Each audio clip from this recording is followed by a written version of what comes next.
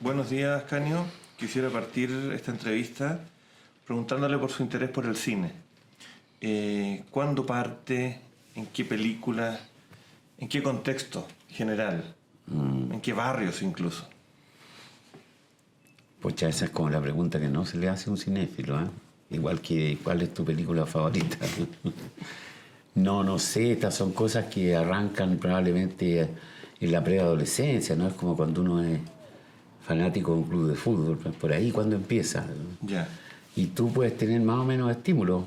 Yo creo que tenía un estímulo fuerte en un tío mío que era muy cinéfilo. Pero, en fin, con la formación que en esos años se tenía, estoy hablando de los 60, donde no había ni literatura, tampoco en Estados Unidos, ¿no? Ni tampoco carrera, no había nada académico. ¿No? ¿Pero habían revistas de cine, por ejemplo? ¿En su Había casa? pocas revistas, sí, había revistas de cine, claro, las revistas de estrellas, en realidad. Claro. Ecran y esas cosas. Pero también se empezaron a pagar en esa década. Así que no podría decir, no recuerdo qué película podría haber visto primero. No. Pero el cine era algo social, Claro. que no ocurría en la casa, No, que es no lo que ocurría pasa en hoy la día. casa. El cine, entonces, Sí. ¿qué significaba eso? Bueno, ¿Salir al centro? Por lo general significaba dos cosas, había dos alternativas, por lo menos para mí. Que era ir al centro, que ahí tú ibas como con tus padres, ibas con adultos, digamos. O en los cines del barrio, que había muchos. Era raro el barrio de Santiago, no tenía una sala. Yo tenía a mano de haber tenido unas 5 en el entorno de 20 cuadras, digamos. Y a esas iba mucho, claro, los fines de semana. Esas eran salas donde se daban de a 3 películas, por lo tanto te pasaba el día, digamos. Sí, eso sería lo más remoto que puedo decirle. Ya, y cuando iba en el colegio, ¿escribió crítica? ¿Formó parte de una academia literaria? O sea, ¿le gustó escribir de chico o...? Me era fácil, que no es lo mismo, digamos, me era fácil.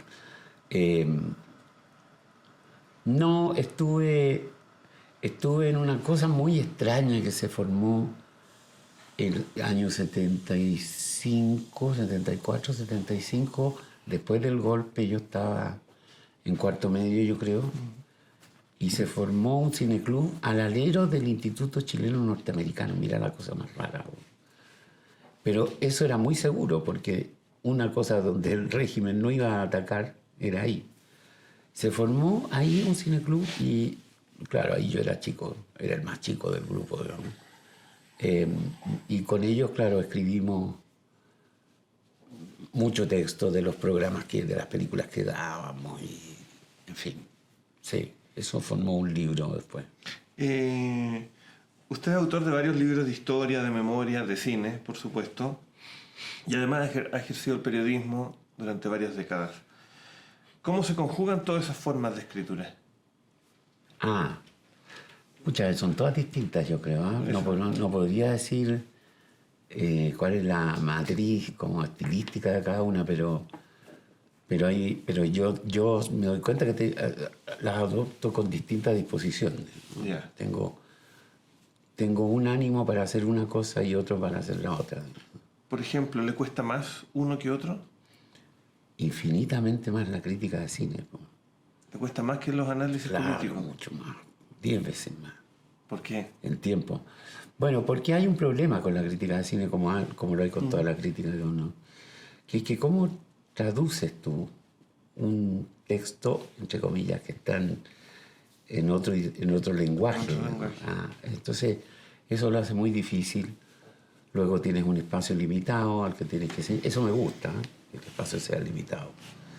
Pero a veces es un corsé y otras veces sobra también. Es lejos lo más difícil. Y no hay forma de que me resulte más fácil ahora que hace 30 años. Bueno, hablamos de un poquito del chileno norteamericano, eso era ya el 74, 75. Claro. Pero vamos un poquito antes, a cuando iba en el colegio, en el Instituto Nacional. Ahí vivió el golpe. Sí. ¿Cómo fue ese día? ¿Usted formaba parte del centro alumno? ¿No? ¿Qué pasó? No, ni estaba tampoco... Recreemos un poco ese momento. No estaba tampoco... Antes, después. No estaba tampoco en ningún partido político, a pesar de que casi todos mis compañeros lo estaban, ¿no? No, era una época sumamente anormal, sumamente extraña, digamos, ¿no? Por lo general, el colegio amanecía tomado por un grupo o por otro, medio que se ponían de acuerdo. Las clases eran muy irregulares, ¿no? Pero bueno, había que ir, igual podía haber clases en una de esas. Y ese día, claro, no hubo nada. El Instituto Nacional, que es el colegio donde estaba muy cerca del Ministerio de Defensa. Entonces tú desde las salas de clases veías los techos del ministerio, cómo se estaban emplazando, ametralladoras, sacos. Sabías que como había empezado la guerra, ¿no? No era algo tan infrecuente, había ocurrido un par de veces antes. Y bueno, y hubo una gran asamblea ahí donde finalmente el centro de alumnos, que era de derecha, decidió que la alternativa, entre dos alternativas, que era resistir adentro del colegio o irse para la casa, lo lógico era irse para la casa. Que fue una muy buena decisión. O sea que fueron varios alumnos a clase ese día. Muchos. Es que ese es un colegio que no sé qué número sería en esa época, pero el equivalente a 4.400 de hoy día, digamos, ¿no? Era muy, muy grande. Por lo tanto, no, mi curso debe haber sido 40 y algo, ¿no? ¿Y usted se fue para la casa entonces? No exactamente, porque como a mí me gustaba el centro y conocía bien el centro, me fui a tomar un café, pero con dos amigos. Pero el tipo que atendía razonablemente cuando salió el bando de la Junta, esto es un golpe militar, y dijo, no, váyanse, ¿no? Y nos echó, pero el detalle curioso es que nos echó con las tazas, ¿no? Con las tazas en la mano. Y con las tazas nos fuimos a la Moneda, a la esquina de la Moneda. Eso es como de Raúl Ruiz. Sí, pero a sapear de niño tonto, ¿no? Y a fumar probablemente. Entonces vimos salir Allende por última vez. Y ya después empezó la balacera y ahí ya arrancamos. Yo perdí a mis amigos de vista. Que he votado en el centro, terminé acompañado por un tanque, logré llegar a la Plaza de Armas, terminé tirado de guata. Y ahí viví el bombardeo, ¿no? Que se sentía muy, muy fuerte en el suelo. No sé, de haber llegado a mi casa tipo 4 de la tarde, una cosa así, imagínate, mis papás vueltos locos. ¿Y cómo era el ambiente en su casa? No, en mi casa estaban felices, con champaña, ¿no? Ah, ya. Sí, habían vivido con dolor en la época de la Unidad Popular. Mi padre era comerciante. Entonces, como que el gobierno había sido particularmente agresivo con ese mundo. Pequeños profesionales, comerciantes, lo que hoy día llamaríamos pymes. Y por lo tanto eran muy, muy, muy opositores. Eran muy partidarios del golpe, no solamente opositores. ¿no? Confiaban mucho en los políticos. Ese clima como de fascismo ordinario o fascismo corriente, no ideológico, ¿no? Que se creó en ese momento en una parte de la población, en una parte bastante grande, yo creo, más grande de lo que nos gusta reconocer. ¿Y usted no era militante? No. ¿Pero le importaba la política? No mucho. ¿Le atraía el poder? No, nada. No me interesa. ¿Todavía no? Nunca me interesó. No. No podemos decir que tiene los libros que tiene si no le interesa. No, me interesa así como objeto de crónica. Y después usted entra a estudiar periodismo con una carrera recién abierta, ¿no es cierto? Claro. Porque para el golpe se cierra periodismo en la Universidad de Chile. ¿Cómo fue entonces entrar en un clima donde no habían libertades esenciales como la de prensa? Había muy pocas escuelas además, porque yo creo que todavía no reabría la del norte, Así que era la Católica y la Chile. Si no quedabas ahí, por lo tanto los puntajes estaban altísimos, ¿no? Claro, la escuela había sido cerrada y además pintada completa, porque antes del golpe era reducto del MIR. Entonces estaba toda rayada por todos lados. Los militares cerraron el pedagógico y entraron a esta escuela primero a pintarla, qué sé yo, a sacar todo el material propagandístico que pudieran encontrar. Y la reabrieron el año siguiente, o sea, estuvo un año cerrada. El año siguiente entré yo. En realidad yo estuve pensando entrar a la Escuela de Arte de la Comunicación, donde se daba cine, que era el único lugar, en la Católica. Habría estado en la generación de Ricardo Larraín, digamos. Ya. Con Alicia Vega como profesora. Alicia Vega, profesora. ¿No es cierto? Ignacio Agüero podría haber sido otro compañero. Ya. Por suerte no lo hice, porque no la cerraron al año siguiente.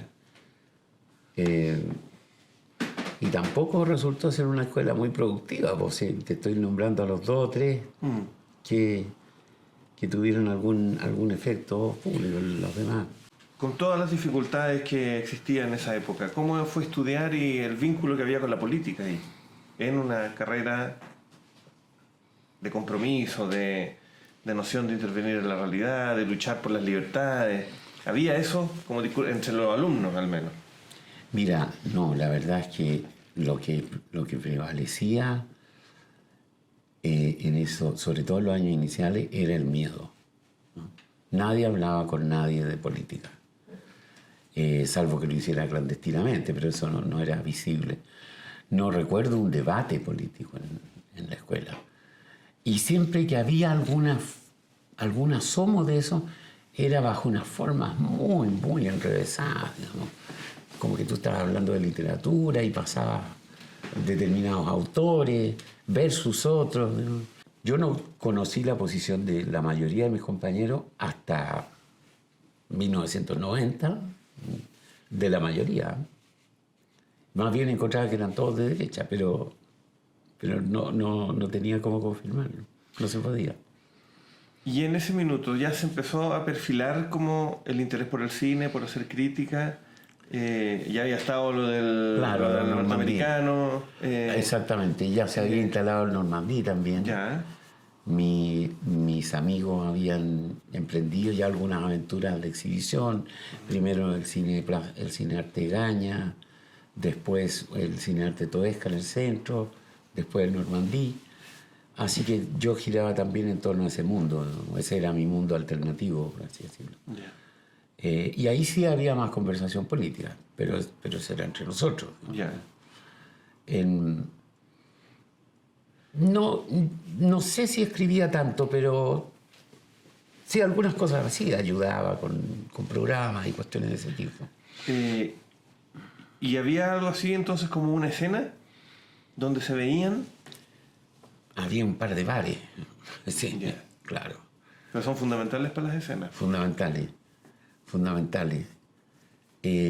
¿Dónde quedaban? ¿Cuáles eran? Primero fuimos durante muchos años al Derby, que es un bar que todavía existe entre Estado y San Antonio, en Alameda.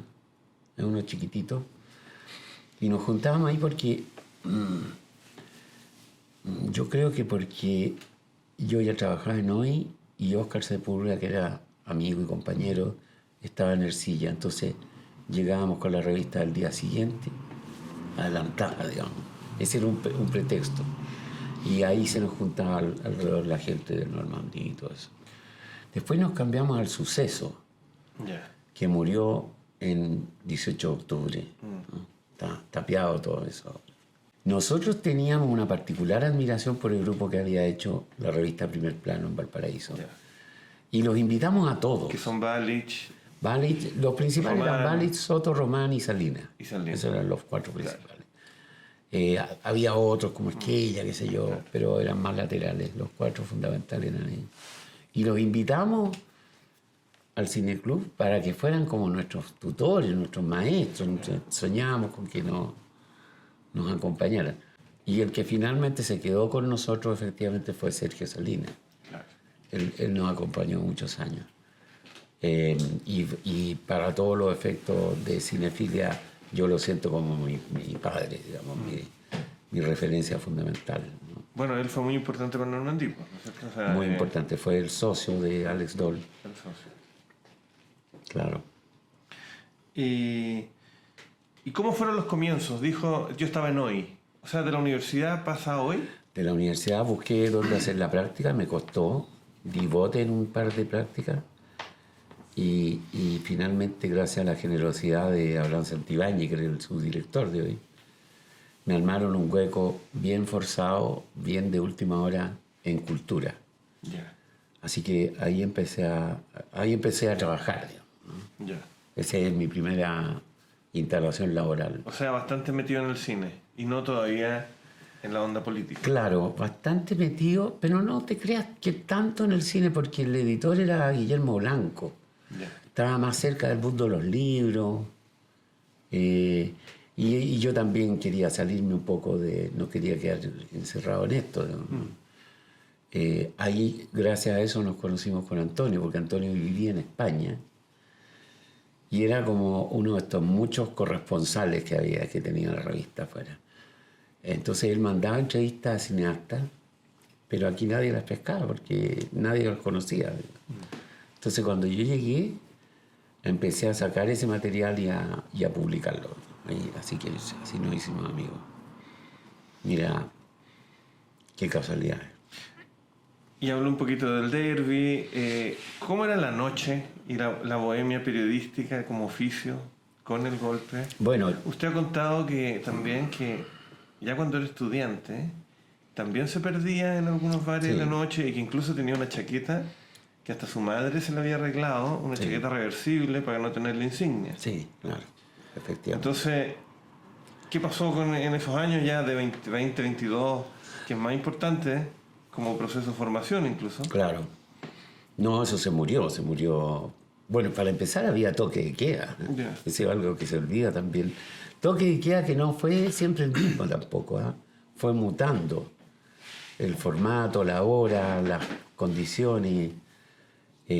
No, el periodo que yo alcancé a vivir pre-golpe, que era del colegio, claro, en los bares estaban muy vivos, muy activos. La Alameda era una especie de París, digamos, ¿no? Muy iluminado todo. Había muchos restaurantes, no sé qué pasó con ellos después, en el eje que va entre La Moneda y, digamos, Santa Lucía, ¿no?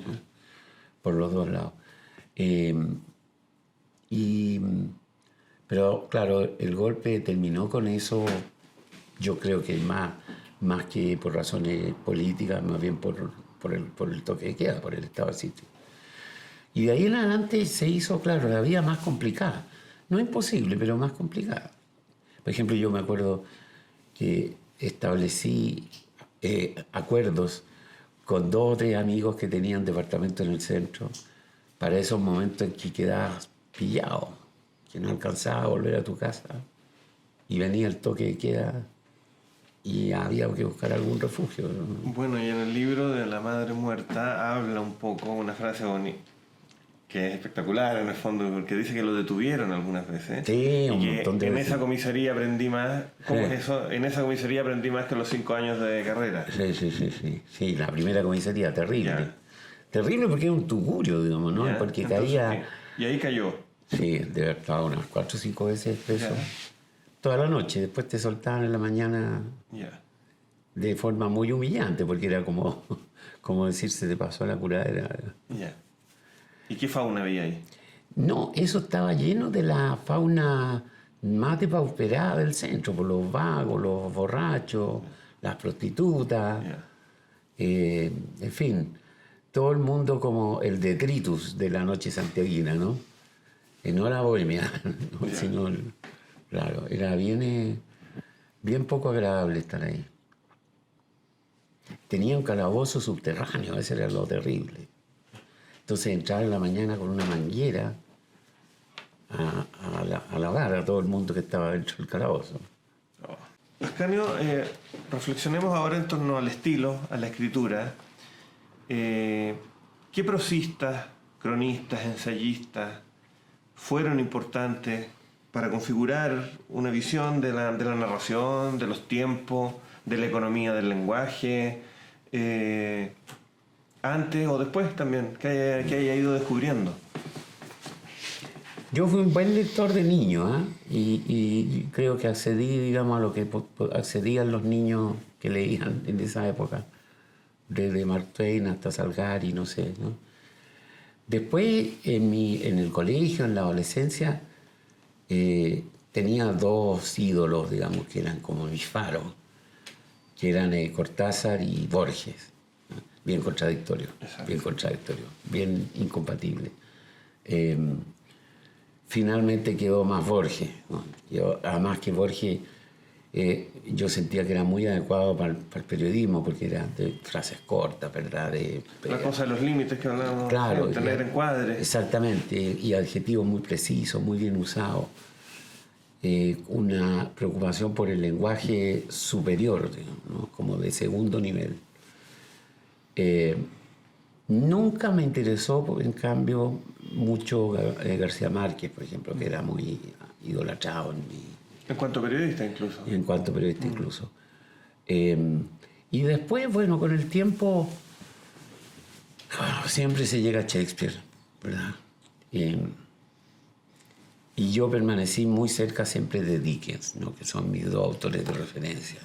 Si tuviera que decir algo, pero no es el estilo, no soy capaz de llegar a esos niveles de estilo, ¿no?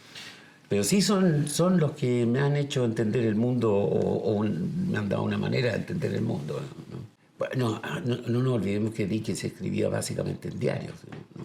Casi todas sus novelas son series. También estaban constreñidas por un marco, si tú quieres, más amplio, pero bastante, es un marco, ¿no? Y en el caso de Shakespeare, claro, Shakespeare está como está en todos los géneros, por así decirlo, ¿no? Pero claro, te proporciona una mirada sobre el hombre que, por ejemplo, es fundamental en la política, ¿no? Alguna vez yo escribí esto de que todo lo que se pueda saber de política está contenido en Shakespeare. Puchi, me llegaron unas cartas furiosas de gente que decía, ¿cómo podía ser tan liviano? No, lo sigo creyendo, fíjate. Sí, el sentido trágico de la vida, incluso. Sí, y el problema del poder, digamos, ¿no? Claro. ¿Quién es el Shakespeare del cine? Eso está bien difícil, ¿ah? ¿O se acerca? Es bien difícil decir eso, ¿Dónde están esas tensiones humanas, esos Bueno, desde conflictos? luego, los que filmaron a Shakespeare, que tienen más proximidad espiritual con él, probablemente son Orson Welles y quizás Kurosawa, ¿no? En dos culturas muy distintas. Y en términos del ensayo, sus columnas también están bastante permeadas por ensayistas, por textos de filosofía política, que también son parte de la formación. Mira, las columnas tienen un problema que ya no se resolvió ni se va a resolver, digamos, ¿no? Yo originalmente lo que hacía era escribir una crónica semanal. Eso es lo que empecé a hacer hoy, después que salí de cultura, pasé por otras secciones y terminé en política, era una crónica semanal. Eso lo seguí haciendo con un formato distinto, una presentación distinta, en la época, los días domingos. Y después, en la tercera, mi idea era hacer lo mismo. Pero el periodismo empezó a cambiar, digamos, ¿no? Y empezaron a formatear estos textos con el molde de una columna de opinión. Con fotos, con firma, claro. Entonces yo nunca he resuelto completamente la contradicción entre creer que es una crónica interpretativa y saber que se la percibe como una columna de opinión. O sea, mi esfuerzo mayor ha sido tratar de que no sea de opinión, pero admito que he fracasado en eso. Tengo que admitirlo, no me queda otra. No está allí lo que yo pienso. No, tampoco creo que deba estar. No es tan interesante lo que yo pienso, ¿no? Sí está lo que veo, lo que aprecio, lo que converso, lo que Normalmente no hay ninguna columna que yo haya escrito que no sea el objeto de una conversación con una o dos más personas. ¿Y ensayistas de referencia? Veo que por el lado de los periodistas al menos no. Todo eso que fue el nuevo periodismo, No. Ese periodismo narrativo que se habla hoy día de la crónica, no fue especialmente significativo. No, al que yo considero el mejor periodista de la historia, no lo conoce nadie en Chile, que es un alemán que se llama Peter Scholl-Latour, ¿Ya? que fue un pionero en Asia y en Medio Oriente. Escribió unos libros absolutamente increíbles por su cobertura, por su extensión, por su erudición, ¿no? Usted trabaja en la época. Claro. ¿Qué significó para usted la época? Un diario que llegó a dirigir en un momento, en un punto de inflexión de la historia chilena. Todo significó todo para mí. Primero ¿Qué edad porque... tenía primero para ubicarnos también? Mira. Muy joven. Emilio Filippi, que era el director de Hoy, se le ocurrió hacer un diario en el año 83. Se pidió permiso al Ministerio del Interior, había que pedir permiso según la Constitución.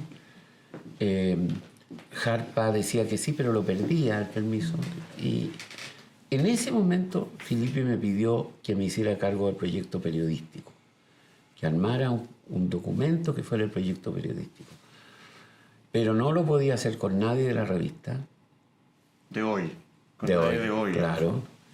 Entonces tenía esta restricción. Le dije, bueno, yo nunca he hecho un diario, me tiene que permitir trabajar con alguien. E invité a dos de mis amigos más queridos, que eran Óscar Sepúlveda y Manuel Salazar. En ese momento yo tenía 26 años. Hicimos ese proyecto, que debe haber tenido unas 500 páginas.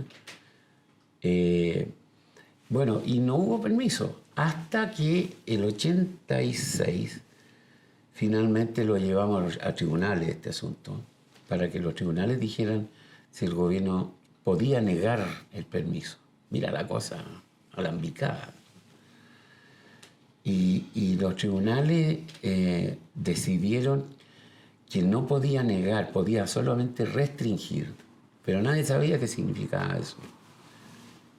Decidieron restringir en el tiempo, o sea, demorar la salida hasta el 87. En ese momento yo tenía 30 años, para dar la cronología. El diario sufrió una cantidad de crisis económicas muy fuertes en los primeros años, y el 93, un acuerdo entre socios, me nombraron a mí como director, digamos, ¿no? Ahí ya tenía 35. Bueno, ese es como... Y me fui el 95, fui 3 años después. Se trató, Ascanio, de un medio que tenía una agenda cultural muy potente, cultural y política. Por ejemplo, la revista de libros del Mercurio nace como una respuesta a literatura y libros. ¿Ya? Es el primer suplemento así que... Claro. Que uno podía leer. Empiezan a salir ensayos de autores bien impensables en la prensa de esa época, y la propia historia oculta del régimen militar, que escribió justo con estos dos amigos, claro, Sepúlveda y Salazar, era una serie. Así es. Era una serie semanal. Claro. Entonces, ¿eran conscientes, por ejemplo, de ese proyecto cultural? ¿Era tan deliberado o eran cosas que se fue? ¿Cómo era? ¿O era una energía? ¿Era la gente que se reclutó al final y que terminó...? No. Estaba en el proyecto. Estaba en el proyecto. El proyecto establecía... Era muy, digamos, muy ingenuamente transparente, digamos, en que el objetivo era derrotar al Mercurio, ¿no? Y para eso nuestras 3 grandes bastiones, nuestros 3 grandes mascarones de prueba tenían que ser la política, que el Mercurio la cubría bastante mal en la semana, no así el fin de semana. El mundo, o sea, lo que llamamos internacional en la jerga, y la cultura. Esos eran nuestros 3. Ahora, lo que pasó después fue que, claro, llegó gente muy ingeniosa que percibió lo que estaba pasando, percibió cuáles eran los intereses del diario, y se puso creativa. Pues ahí le debemos varias de esas cosas que mencionaste. A Arturo Navarro, por ejemplo. Ya. Él fue el creador del suplemento de literatura, fue el creador de un gran suplemento del domingo que hubo, fue el creador del título La historia oculta del régimen militar. Bueno, y otra gente más que pasó por esas secciones y por esas áreas, ¿no? Pero yo lo que más añoro de la época es el equipo que se constituyó, digamos, ¿no? que creo que es completamente fuera de serie, excepcional, con editores que yo no he visto repetirse en otros campos, con redactores extraordinarios, digamos, ¿no? Probablemente el diario nunca llegó al nivel que tendría que haber llegado con esa gente. ¿Y qué piensa? Desapareció en la época, pero también desaparecieron antes incluso las revistas. Sí. Hoy quizás dura un poco más, pero, Sí. pero desaparece Análisis, Cauce, APSI. ¿Qué piensa de esa desarticulación que ocurrió justamente cuando triunfan, de alguna manera? Mira, ¿Qué pasa ahí? Viene el triunfo y los medios caen derrotados. No, pero para serte franco, a mí no me sorprendió nada de eso, ¿eh? Todos sabíamos perfectamente, no hay nadie que trabajar en esos medios que lo ignorara, que la mayoría de esos medios, la inmensa mayoría, eran subsidiados desde el exterior, ¿no? Como parte de la ayuda a los demócratas chilenos. Y cuando se recuperó la democracia era evidente que eso se iba a terminar, porque obviamente que hay otros lugares del mundo que lo necesitan más.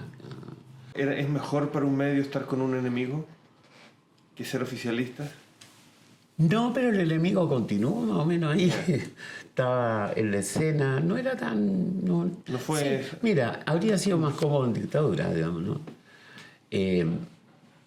Nosotros siempre pensamos que debíamos hacer algo similar al País, a Liberación, al Frankfurter Allgemeine, al Guardian. Eso era nuestro referente. Y por lo tanto siempre pensamos que debía ser un diario que se caracterizara por la calidad, no por la línea política. Pasan los años y nos permiten salir el 87. El 87 estamos a un año del plebiscito. Quedamos atrapados. Alguien puede pensar que era épico hacerlo de esa manera, pero para mí fue triste. Quedamos atrapados, nos convertimos en el diario del no, lo cual seguramente es motivo de orgullo para mucha gente, para mí también. Pero no es lo que queríamos. Lo que queríamos estaba en otra esfera, digamos, ¿no? Pero ese es el propósito, ¿no? Por eso que el objetivo era el Mercurio, ¿no? Nosotros no íbamos a competir con La Tercera, ni con LUN, ni con... No, nuestro objetivo era el Mercurio. El Mercurio vivió un periodo de bastante susto, reaccionó a literatura con la revista Libro, digamos. Usted después se ha concentrado, bueno, en la escritura de libros en buena medida, hablamos de las columnas, y también forma parte de una reconocida empresa de comunicación estratégica, Tironi y Asociados. ¿Cómo ha compatibilizado algo que usted ha remarcado harto, que es que el periodismo debe ser independiente a secas, con una serie de conflictos de intereses que plantean a veces el tipo de asesoría comunicacional? No, sí, siempre. ¿Cómo es navegar en esas dos aguas? Difícil. Difícil porque hay que estarle haciendo el quite a los problemas permanentemente, ¿no? Pero después de un tiempo también te acostumbras tú y te acostumbras tus contrapartes, ¿no? Yeah. Que ya no te empiezan a pedir ciertas cosas que saben que están vedadas, ¿no? Yo, en general, cada vez que he tenido algún tema que podría haber sido candente o materia de discusión pública, no lo he tocado en mis columnas. No creo que encuentres una donde pueda haber una relación entre una cosa que haya visto en la oficina y no. Pero, por otro lado, una parte importante de lo que estas oficinas hacen, no solo Tironi, sino otras también, es análisis político y análisis social, sociológico, ¿no?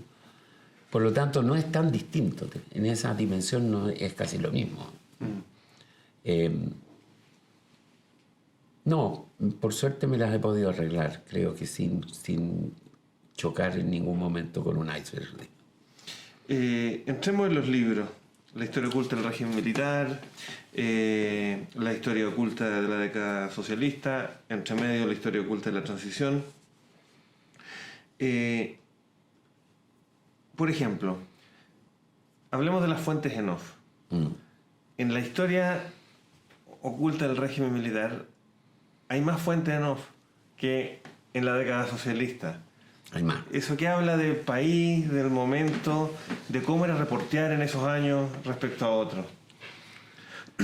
Mira, yo creí primero que eran esos años. Después me he dado cuenta Esos años, los 80. Aquellos años de fuego.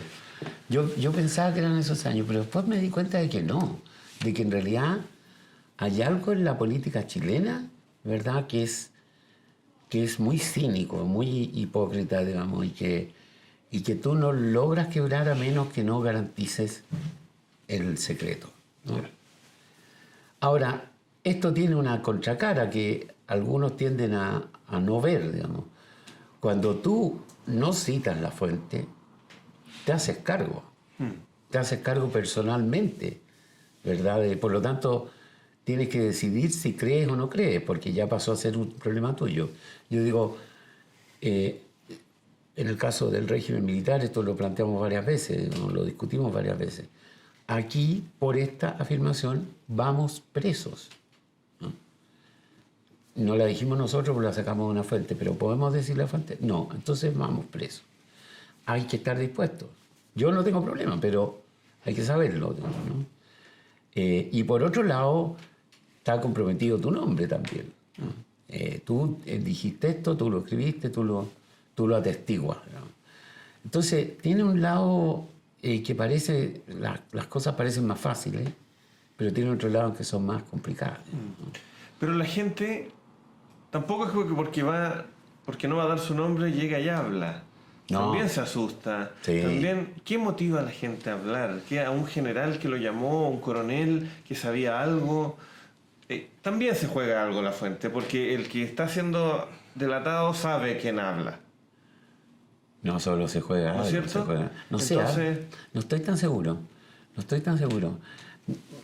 Nosotros siempre decíamos que si Pinochet o su aparato de seguridad hubieran sabido el nivel de nuestras fuentes de la historia oculta del régimen militar, no la estaríamos contando, ¿no?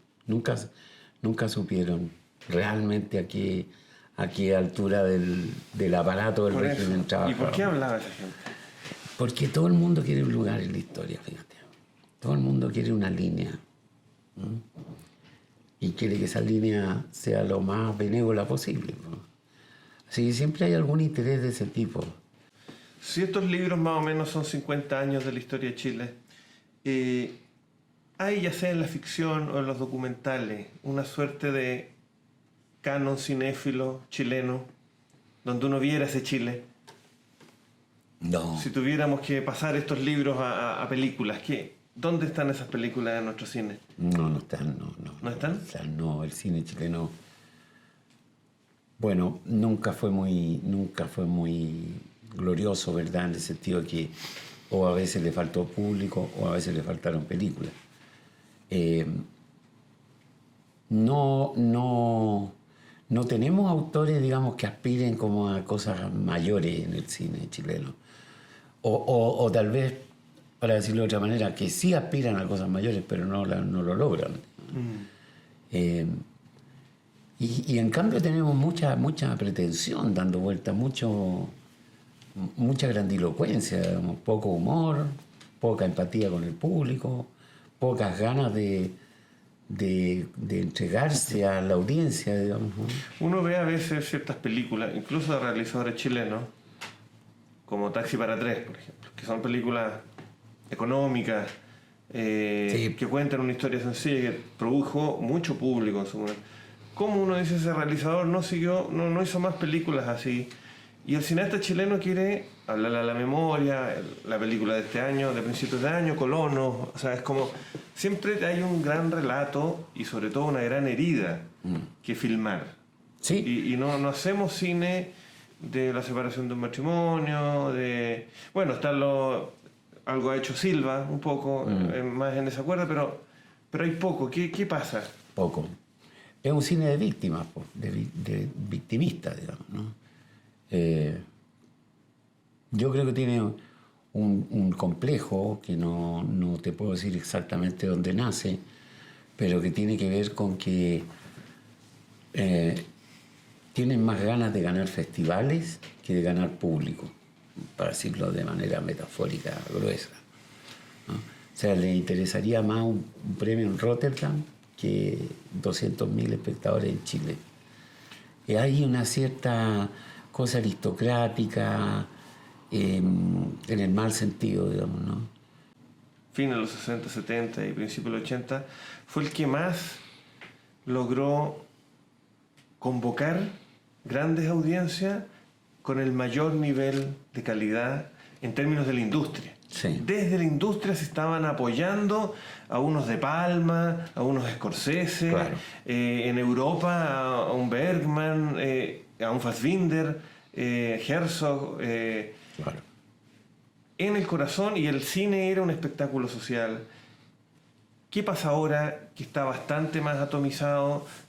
¿Cómo ve el escenario que pasa por las plataformas, que pasa por una balcanización un poco del tipo de cine? A lo mejor se murió, pues. Pues es una hipótesis que no es tan poco plausible. El cine como lo que conocimos, digamos, como el arte colectivo, ¿verdad? Que se exhibía en salas, que se veía en grupos, que tenía grandes pantallas, que se veía en la oscuridad, que se veía con continuidad, ¿no? Pero posiblemente eso murió. Pero, mira, Godard tenía esta tesis hace como 10 años ya, que ya estaba muerto. Ahora, muerto significa más bien metamorfoseado en esto que vemos ahora, digamos. Al menos en su libro de las mejores películas del siglo XX, figura Raúl Ruiz. Sí. Es el único escritor, está con las 3 coronas del marinero. Sí. Y es un cineasta del que usted ha escrito, Sí. que le interesa. ¿Qué pasa ahí? También, desde otro punto de vista, podemos decir, es justamente un cine súper experimental, cuya historia se entiende poco, que tiene un tiempo difícil. ¿Está hecho también para los festivales o para los Cahiers du Cinéma? En todo el cine del mundo, un tipo muy singular. Él siempre dijo que tenía estos libros que escribió, La estética del cine, que su lucha era contra el conflicto central como eje de Hollywood. Pero yo creo que eso no es lo fundamental de Ruiz. Ni siquiera es lo más verdadero, porque hay películas suyas que tienen conflicto. Lo que yo creo que él hizo es un desafío demasiado mayor, por eso que no tiene pares en Latinoamérica ni en Chile. Él desafía la veracidad del ojo. Eso es plantearle un desafío a Griffith, a la fundación del cine, a Chaplin, a Keaton, digamos, ¿no? ¿Puede explicarle un poco mejor qué sería Dice, desafiar mire, el ojo? usted le atribuye a autoridad al ojo, le cree al ojo, pero el ojo miente. Tiene una película que se llama El ojo que miente, entre paréntesis. Desconfía de su percepción porque su percepción configura la realidad de una manera determinada y no de lo que usted llamaría la realidad, digamos, ¿no? Por lo tanto, esto nos obliga a desconfiar de todo el cine, digamos, sobre todo el cine, ¿no? Y de las artes visuales. No conozco otro y de que los puntos de vista, la teoría del punto de vista y todo eso. Del narrador, todo se desarma, ¿te fijas? Él toma la parte final, como lo del conflicto central, pero en realidad cuando has puesto en problema lo primero, se te derrumba el resto del castillo. Entonces yo creo que eso es muy, muy atrevido y no conozco a otro cineasta que lo haya intentado o que lo haya seguido siquiera, ¿no? ¿Por qué lo escribió primero un periodista o un cronista, un autor de libros que ha rehuido el yo? Sí. Usted en términos de narrativos nunca se ha puesto, lo explicó recién, las columnas incluso, está siempre sujeto a la opinión y se manda esta historia que es reveladora, comprometedora. Un poco. Sí. Entremos en ese tema. Como creo que te mencioné al pasar que yo tenía el propósito de que esto fuera una crónica. Sí. ¿No? Una crónica larga. Una crónica para una revista. Claro. Y el centro de esa crónica debía ser la volatilidad política de mi mamá, estos cambios pero su permanente deseo de participar en la política, ¿no? Desde la posición de dueña de casa, porque para los años 50, 60 era bastante peor de la que es hoy día, ¿no? Entonces a mí siempre me había llamado la atención verla en fotos, participando en actos políticos. Esa era la crónica que yo iba a hacer y tenía un poco el sentido de, si tú quieres, de homenaje a la mujer, ¿verdad?, chilena que desde el año 54 fue una votante. Después más pasó, allá, digamos, no las Amandas Labarca ni las No. Helenas Cafarena. las de mujeres este país. corrientes, comunes y corrientes, Ya. comunes y corrientes. Ese era el propósito. Pero después se me enredó porque se cruzó una cuestión familiar que yo había postergado, no sé cómo decirlo, si deliberadamente o qué. Bloqueado. No me he autopsicoanalizado todavía. Sí, seguramente, ¿no? Pero se cruzó esto. Y entonces dije, no, pues no, como que no corresponde que lo deje fuera, expuesto, digamos, a lo occidental, ¿verdad? A lo que no controlamos, a lo que no se nos parece, a lo que no queremos, a lo que no... y eso nos modela tanto como aquello que queremos ser, o que si es que alguna vez logramos imaginar lo que querríamos ser, que ya es difícil. La primera parte, al menos, es cuando su madre le cuenta que ha tenido otra familia. Claro. ¿No es cierto? Ese fue el lío. Ese fue. Eso es lo que se cruzó. Eso es lo que apareció, ¿no es cierto? Que había otra familia, habían 3 hijos anteriores con un ex marido y que ella los dejó en el sur. Ese es uno de los nudos del libro. Claro. Y se lo cuenta usted cuando está estudiando periodismo. Y usted queda como mudo, la acoge y no le pregunta. Sí, no sé si la cogí tanto. Bueno, Siempre me he preguntado eso. pero no le hace ni una pregunta No. a alguien que ya empezaba a estar formado para hacer preguntas y que se ha ganado la vida haciendo preguntas. Pero yo tengo cuidado con esas cosas, oye, no creo que uno deba ser un entrometido, ¿no? Hay un entrometido en todo periodista, pero yo creo que eso hay que ponerle límites. Pero era su madre. Era mi su madre, hermana. pero lloraba inconteniblemente. Yo creo que eso fue lo que más me detuvo, ¿no? Saber que estaba frente a un abismo, ¿no? y que no sé qué profundidad significaba ese llanto. No sé si tú te metías en eso, esto terminaba en suicidio, o en qué terminaba. No te estoy diciendo ahora eso, pero no es que tuviera una idea, digamos, ¿no? Simplemente veía que de pronto se había abierto un abismo, que era además una catarata de lágrimas, digamos. Entonces, ¿qué haces tú ahí? Sigues preguntando, ¿no? Pero ese fue en el El minuto. periodismo tipo Oriana Falachi te diría que sí. No, es lo mío. pero hablarlo con su padre, por ejemplo. O hablarlo después. Porque pasaron muchos años. Pasaron muchos años, sí.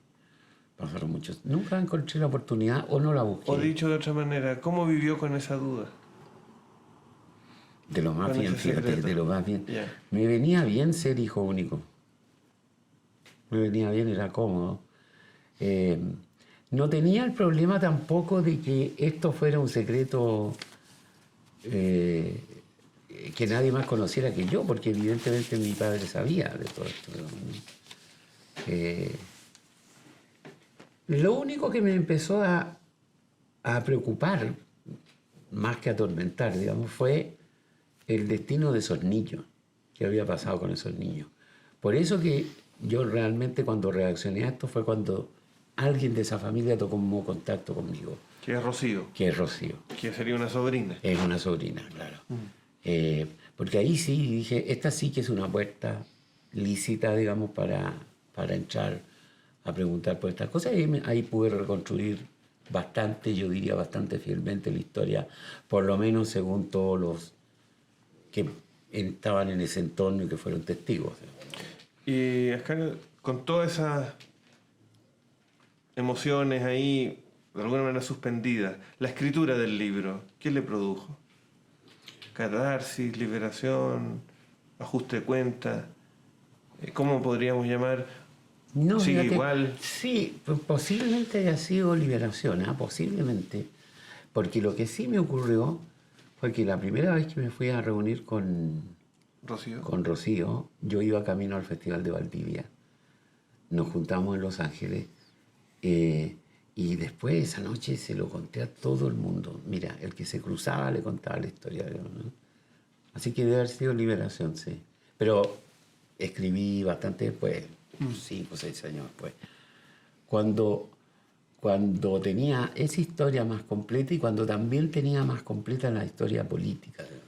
Entra un poquito en la historia política para... No, la historia política... Por la trama, para quien no ha leído. La historia política yo creo que es la historia política de las mujeres comunes y corrientes, de las dueñas de casa, que la gente votaba así con una coherencia extraña, ¿no? Que solo ellas eran capaces de ver cuál era lo parecido entre Ibáñez del Campo y Frei. Según yo nada, pero según ella sí.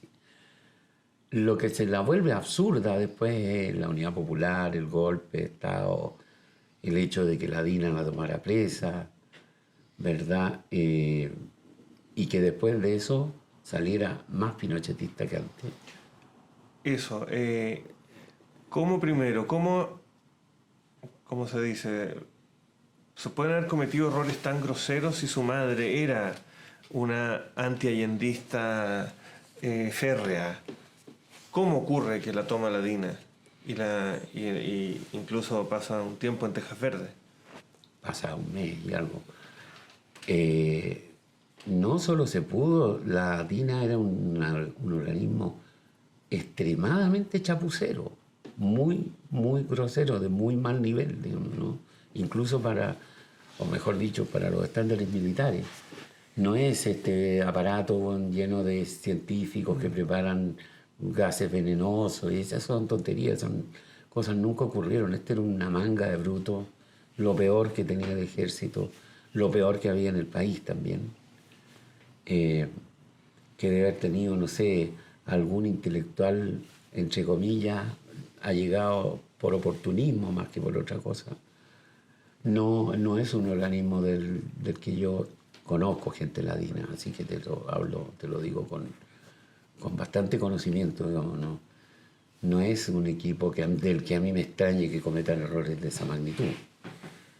Creo que muchos pudieron ser errores también, muchos de los que están desaparecidos, los que están muertos. No hay que mistificarlo, digamos. Yo creo que se comete un error cuando se piensa que era una máquina sofisticada, así tipo el KGB o la CIA, no, nada.